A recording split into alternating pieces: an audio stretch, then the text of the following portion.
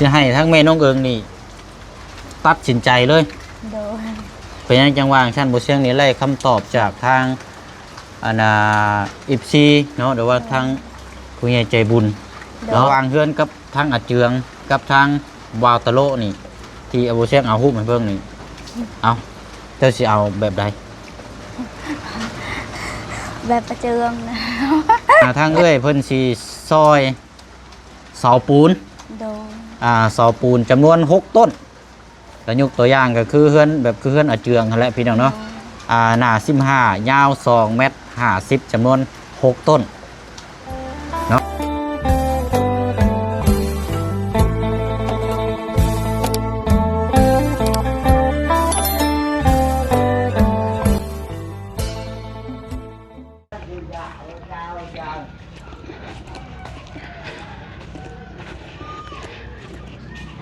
เนาะ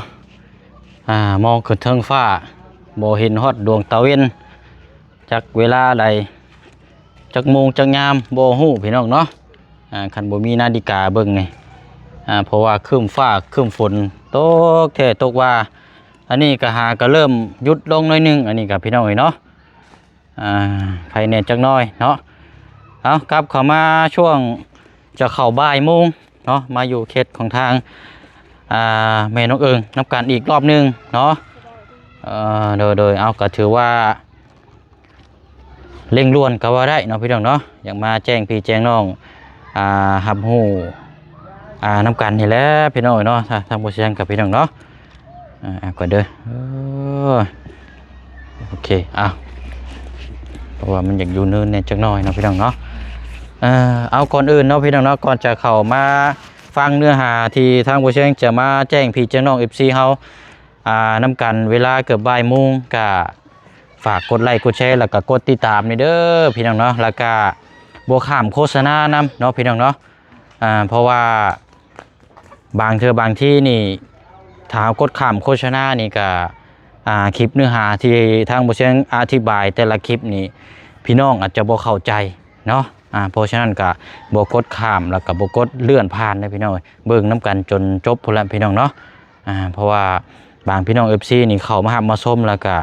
บ่ทันได้เบิ่งคลิปจบซ้ำแล้วก็เลื่อนผ่านแล้วก็มาถามเฮานะพี่น้องเนาะก็เลยอยากมาแจ้งบอกมานี่พี่น้องเนาะบ่กดข้ามโฆษณาแล้วก็เบิ่งคลิปน้ำกันจนจบพุ่นละพี่น้องเนาะเพราะว่าเนื้อหาแต่ละคลิปที่เฮาจะอธิบายที่เฮาจะมาพูดมาชี้แจงบอกน้ำกันนี่ก็มันมีแบบว่าผลประโยชน์เบิดนั่นแหละพี่น้องเนาะคันสิเว้าก็ยกตัวอย่างก็คือเมื่อวานนี้บ่เชียงมามอบเสาลักหัวในพี่น้องเนาะก็มี FC ที่ในคอมเมนต์ดาราพากันไปเล่นฟุตบอลลูกพากันไปเล่นฟุตบอลเด็กน้อยหลายพี่น้องเนาะก็เลยอยากมาแจ้งบอกเนาะเพราะว่า FC เพิ่นว่าเอ้าบ่เชียงคือว่าสิเฮ็ดเฮือนให้ทั้งแม่น้องเอิงคือมาสร้างเสาอันนี้มาให้เราหลายบาทนี่เอ้าโอ้กำลังติดตามบ่ซั่นเนาะก็คือนี่แหละพี่น้องเนาะเสานี่เป็นจำนวนของทางแม่ป้าหรือว่าแม่ใจดีอีกจำนวนนึงเนาะเพิ่นฝากมา1,300,000 กีบแหละบ่เชียงก็เลยซื้อเสามาให้พี่น้องเนาะซื้อเสามาแต่ว่าเรื่องเฮือนซ่านนี่คืออีกจำนวนนึงทางแม่เพิ่นอีกอยู่ทางต่างประเทศบ่เชียงจะบ่ได้ร่วมกันนะพี่น้องเนาะอันนี้ก็เลยว่าอยากแจ้งพี่แจ้งน้องเบิ่งน้ำคลิปน้ำกันเนื้อหาจนจบเลยพี่น้องยิ่งโฆษณาเข้ามานี่รบกวนนะพี่น้องเนาะเพื่อเป็นกำลังใจเพื่อมีแฮงมีกำลังใจสู่เวียกสู่งานเนาะบ่กดข้ามโฆษณาเลยพี่น้องเด้อเนาะเอามื้อนี้ก็เดี๋ยวมาพูดมาคุยมาแจ้งน้ำกันถือว่าอาจจะมีการเปลี่ยนแปลงนะพี่น้องเนาะเอาสบายดีและสวัสดีพ่อแม่พี่น้องน้ำกันเบิดสุขุสุคนเด้อพี่น้องเด้อเนาะบ่ว่าสิอยู่ภายในและก็ต่างประเทศเนาะที่ติดตามรับชมในตอนนี้เนาะพี่น้องเนาะว้าวแล้วก็มาอีกแล้วพี่น้องฟ้าฝนอากาศโอ้ยสะเนาะพี่น้องเนาะ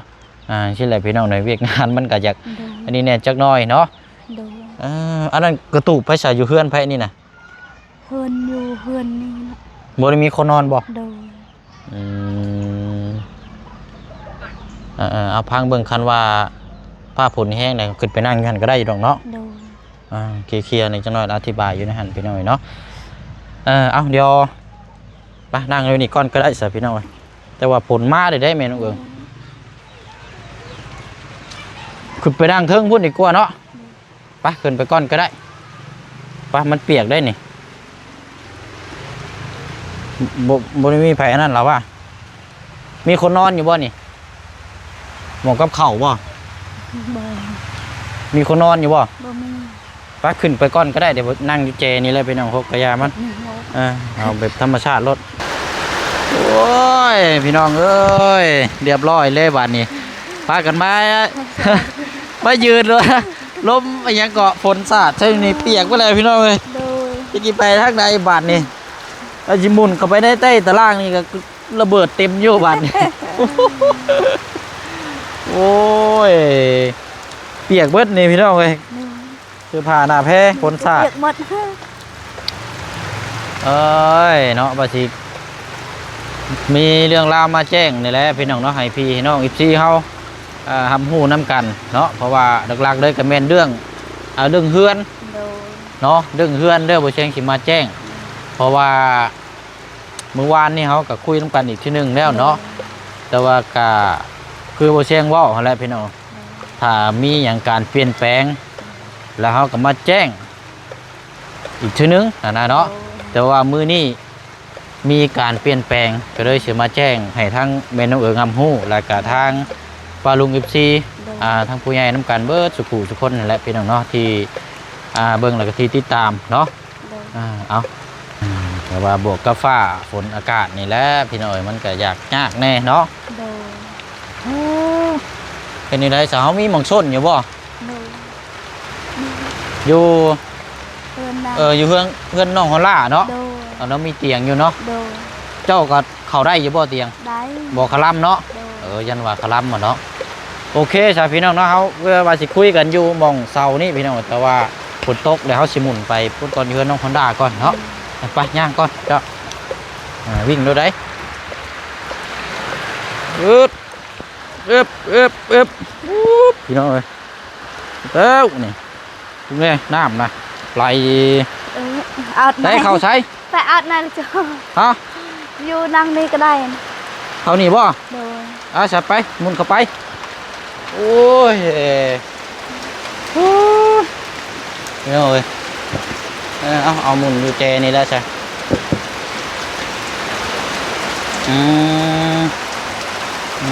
เดี๋ยวขออนุญาตปรับหนักอันนี้ก่อนพี่น้องพี่น้องเนาะอันนี้แหละเป็นห้องบริคิดว่าจะได้มานั่งอยู่แบบนี้เลยโอ้ส่งเปียกไว้เลยนี่ได้ขี้ตมเกือบกาขี้ตมพี่น้องเนาะโอ้ยเอาบุมีเตียงเนาะมาเช่นขออนุญาตนั่งย่อแบบนี้ด้วย โดย ขออนุญาตนั่งย่อแบบนี้ซะพี่น้องเนาะเอาเข้าเรื่องเลยเนาะ โดย เพราะว่าเมื่อวานนี่ก็ได้พูดได้คุยแล้วก็ถามกันเรื่องบ้านเฮือนซานลานซองเนาะถามพี่ถามน้องนำกันอีกรอบนึงก็หลายคนก็ว่าอยากเพื่อนทางเบาตะโลแน่เนาะและก็ทางเพื่อนเจืองเนาะเท่ากับตัวนี้นี่ บ่เชิงสิมาแจ้งนี่ก็คือสิให้ทั้งแม่น้องเอิงนี่ตัดสินใจเลย โดย เป็นยังจังหวางชั้นบ่เชียงนี่ไล่คำตอบจากทางอิฟซีเนาะหรือว่าทาง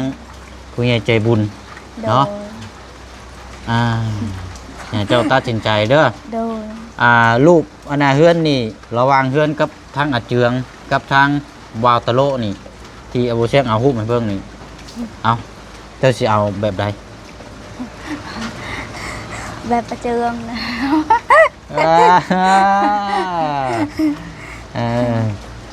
แบบคือเฮือนอาเจืองเนาะ โดย อ๋อถ้าแบบคือเฮือนแบบคือทั้งวาวตะโลนี่ก็งามอยู่พี่น้อยแต่ว่านี่บ่เชียงทำคลิปถามก็เพราะว่ามีการเปลี่ยนแปลงมีทางใจดีเนาะหรือว่าทางพี่ใจดีจากฝั่งไทยพี่น้องเนาะเพิ่นบ่ให้ซื้อประสงค์ออกนาม โดย ทางเพิ่นสิซอยเสาปูน โดย เสาปูนจำนวน6ต้นแล้วยกตัวอย่างก็คือเฮือนแบบคือเฮือนอาเจืองนั่นแหละพี่น้องเนาะ หน้า15ยาว2 เมตร 50จำนวน6 ต้นเนาะเอากะก่อนอื่นเด้อเนาะวันนี้เฮาทำฮู้น้ำกันแล้วก็นี่แหละพี่น้องสรุปแล้วเฮือนทั้งแม่นเอืองนี่สิสร้างให้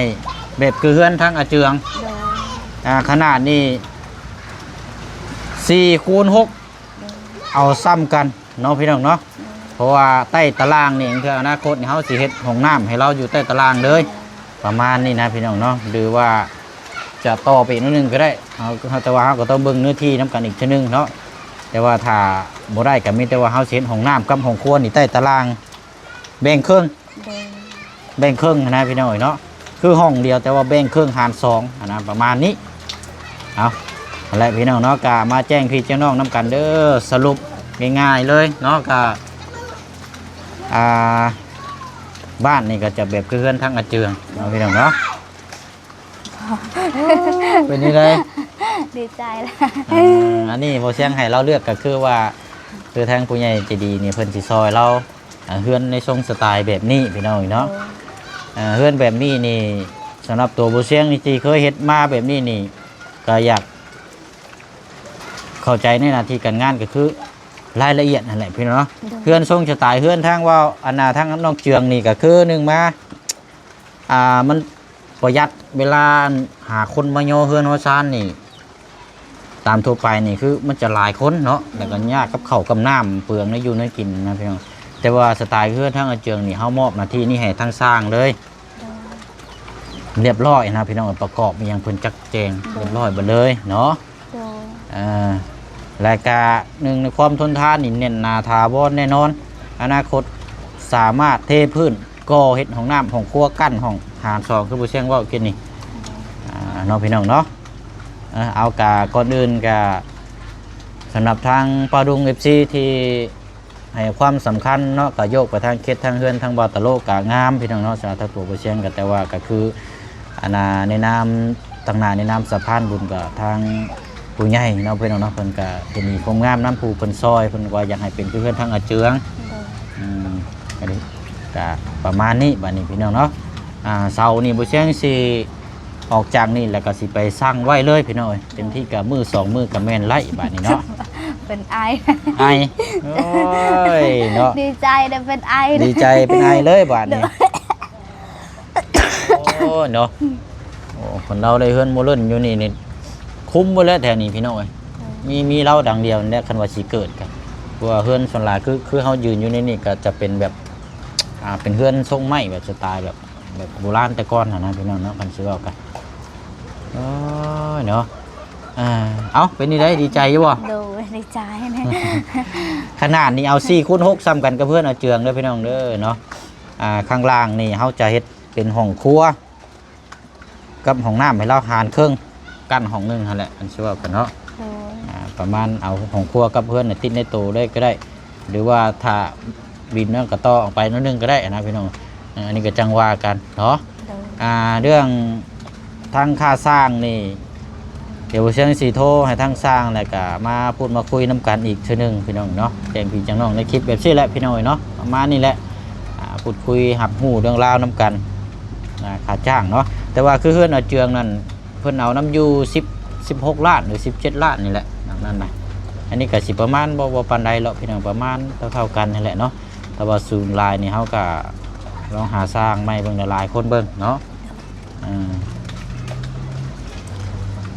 เอาสรุปง่ายๆเลยก็ประมาณนี้นะพี่น้องเนาะถือว่าทั้งมีการเปลี่ยนแปลงเฮือนเนาะพี่น้องจำเปลี่ยนแปลงนะเพราะว่าที่แรกเขาว่าสิอยากโยกไปเฮือนบาตะโลแล้วบัดนี้มีข่าวดีเข้ามาเด้มีข่าวดีเข้ามาแหละทำให้ผู้เชี่ยวชาญก็ได้มาแจ้งพี่แจ้งน้องแล้วก็ได้เปลี่ยนแผนก็จะสร้างให้คือทั้งเงินนกเจืองเนาะเพราะว่าทางผู้ใหญ่ทางเอื้อยเพิ่นก็ฝากเงินมาแล้วนะพี่น้องเนาะโอ้ยเนาะดีใจน้ำดีใจน้ำเอาเลยสิได้เบิ่งน้ำกันรูปแบบเบิ่งน้ำกันยาวๆบัดนี้พี่น้องเนาะได้สรุปตัวนี้แล้วก็ผู้เชี่ยวชาญสิไปสร้างเสาไว้แล้วก็ล่ะพากันไปดินมองไม้นะลูกเลยเยอะไปดินมองไม้นะเด้อก็ไปสร้างเสาไว้แล้วก็สิได้จดรายการไม้และสร้างไม้มาบัดนี้เนาะเอาก็ดุนชมน้ำกันพี่น้องโอ้ยเนาะ ช้เช้าแล้วบ่ เศร้าเลย เช้าแล้วบัดนี้เนาะ โดย เอาหั่นแหละมีแต่ว่ามาแจ้งเนาะ โดย เดี๋ยวเฮาสิได้ย่างเบิดรอเบิ่งกันภาพผลกระเช้าอะไรพี่น้องเอ้ยเอาแม่น้องเอิงเด้อ โดย นุบมือฝากมุกขอบใจทางอ่า พี่เนาะพี่ใจดี โดย จากฝั่งไทยเนาะเพิ่นบ่ให้เอาซื้อประสงค์ออกนามทางพี่เพิ่นนี่สิซอยเสาเพื่อนนี่เด้อเสาต่อเนาะเป็นเสาปูนพี่น้องเอ้ยเนาะ โดย เอาฝากอวยพรอวยไซให้เพิ่นแน่ ขอบ เนาะ ใจเด้อแม่ใจดีทางไทยบ่ โดย ทางไทยเด้อให้อยู่ดีมีแฮงเด้อให้สุขภาพแข็งแรงความเจ็บบ่ให้ได้เด้อความไข้บ่ให้มีเด้อขอให้เทวดาหักแพงหลายๆทางตลอดปีทางตลอดไปเด้อขอให้ร่ำขอให้รวยขอให้เงินยาวขอให้สุขกายทั้งสบายใจเด้อสาธุ โดย ขอให้บ่าวเสียงก็คือกันเด้อ โอ้ย ให้ดีไม่แห้งเด้อให้สุขภาพแข็งแรงความเจ็บบ่ให้ได้เด้อความไข้บ่ให้มีเด้อขอให้เทวดาหักแพงหลายๆตลอดปีทั้งตลอดไปเด้อสุขทางกายสบายทางใจให้เทวดาหักแพงตลอด ให้แพงได้หลาย หักแพงหลายๆเด้ โอ้ย อ เอา สาธุ และ FC นำเด้อมุสคูมุสคน FC แน่ปลาลุงแน่ขอบใจลายๆเด้อให้เทวดาหักแพงลายให้เทวดาหักแพงตลอดปีทั้งตลอดไป สุขทางกายสบายและทางใจเด้อขอให้ร่ำขอให้รวยค่ะถูกขอให้ดีมีแหงเด้อสา โอ้เนาะเราเริ่มเว้าลาวเก่งหลายได้นี่พี่น้องเอ้ยเนาะกันเว้ามาอยู่น้ำบ่เสียงแต่ละคนนี่เว้าเริ่มเก่งได้เบิดได้พี่น้อง เด้อ พอน้องคำดีคือกันเข้าไปเดือนแรกก็เว้าลาวแทบจะบ่ค่อยได้ชั่วโมงนี้นี่เว้าลาวแตกจ้าอยู่ในชั่วโมงนี้พี่น้องเอ้ยเนาะทั้งแม่น้องเอิงนี่ก็คือกันบ่เสียงเข้ามาแรกๆนี่ก็ซื้อน้ำไม้ซอยเว้านี่แบบสลับหน้าสลับหลังอยู่ไปซ้ายไปขวาเอียงซ้ายเอียงขวาอยู่เพื่อสิเข้าล็อกเขาร้อยเพื่อสิฮู้เรื่องพี่น้องเอ้ยโอ้ยเมื่อยดีว่ะ โอ้โหเด้อ แต่ว่าตอนนี้นี่สิไข้นี่จังน้อยแล้วเดี๋ยวนี้เนาะ เด้อ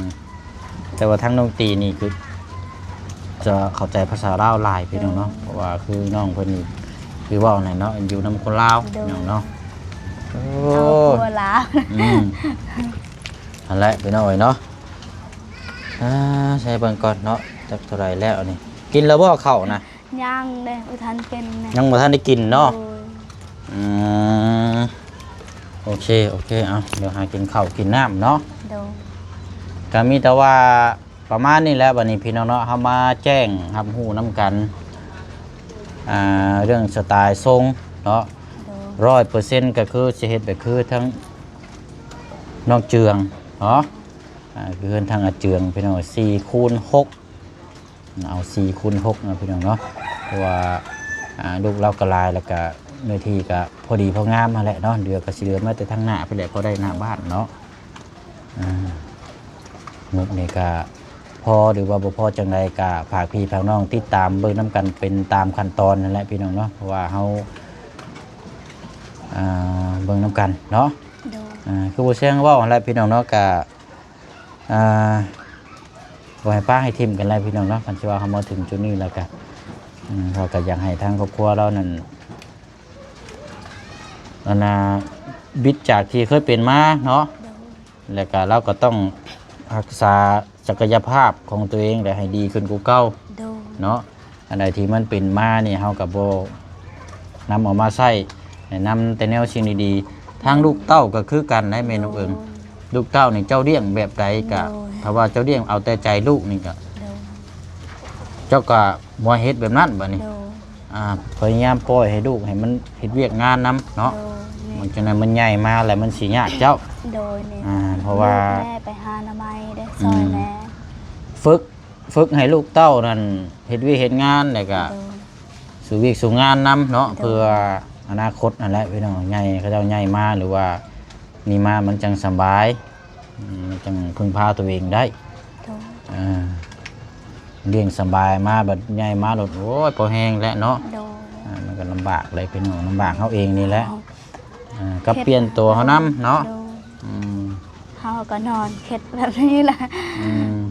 เฮ าเข็ดใจเฮาเด้อลูกใหญ่ไปนาจักยังหายังให้ลูกได้แบบนี้นะลูกเอาเมียเอายังเด้อแบบนี้นะเฮาเข็ดตลอดเลยแบบเข็ดคนเดียวเฮา นั่นแหละก็ แทนนำลูกแทนเบังอยู่ลูกเฮาเบังเฮาเข็ดตลอดเลยจักในเฮ็ดในใดเด้ลูกใหญ่ไปนาเด้ว่าแบบนี้แหละ ดูกะ ดู ตัวละ4 คนผู้เนาะ ดู น้อยตีแล้วแหละเนาะเอาก็มีแต่ว่ามีหยังเพิ่มเติมจังไดเดี๋ยวบ่เชิงสิมาแจ้งอีกบัดนี้พี่น้องเนาะกับโยกไปทางเคสน้องตีนี่ก็จบจากนี้บ่เชิงสิไปกินข้าวแล้วก็เพิ่งเบิ่งวันเวลาพี่น้องถ้าว่าพระผมบ่ตกเพราะว่าทางอันหัวน้องตีมาได้เลยเนาะ ดู เพราะว่าอ้ายเรามาแหละถึงเธอสิให้อ้ายเราเข้าผาได้นะ ดู เพราะว่าเฮาบ่ต้องจ้างดอกคนเฮาเองมีแหละเนาะเพราะว่าผัวเราก็มาแหละนะพี่น้องบ่เชิงสิไปซื้อฝากกระจาดมาให้เราเนาะ ดู ใส่ผ้ากระจาดกับไข่กลัวผ้าบัดอยู่ดอกเนาะพี่น้องเนาะใส่พอได้ปิดกั้นพอลูกเต้าบ่ตกเคินตกชานเนาะคันสิเว้ากัน นอนก็คือน้องเฮาเวลาเมื่อแต่เฮ็ดเวียกก็อยากนอนสิยานลูกลาตกเลยแบบนี้ เฮือนมันโล่งเนาะ โดย นั่นแหละก็ถ้าสิใส่แบบพาดีๆเดี๋ยวว่านั่นก็มันจักแนวใดเนาะพี่น้องเพราะว่าหม่องที่ดินทางน้องเพิ่นอยู่นั่นคือที่ดินของทางพี่เคยเนาะ โดย ถ้าเฮ็ดดีไปแล้วมื้อใดมื้อหนึงเราให้มากอะไรหยังก็มันก็สิหลายเครื่องคองนะพี่น้องนั่นน้องสาวของทางแม่น้องเอิงคือทางน้องตีเนี่ยพี่น้องเนาะใส่กับผ้ากระจาดพอได้อยู่ไปก่อนเนาะ โดย ไปบัดนี้ย่างไปเบิ่งเสาก่อนพี่น้องได้เสาได้บาดนี่เอ้าเป็นนี่ใดเนาะมันขึ้นเด็กจังน้อยเปลี่ยนบรรยากาศลายมุมลายช็อตพี่น้องเนาะเพื่อสิได้อันนี้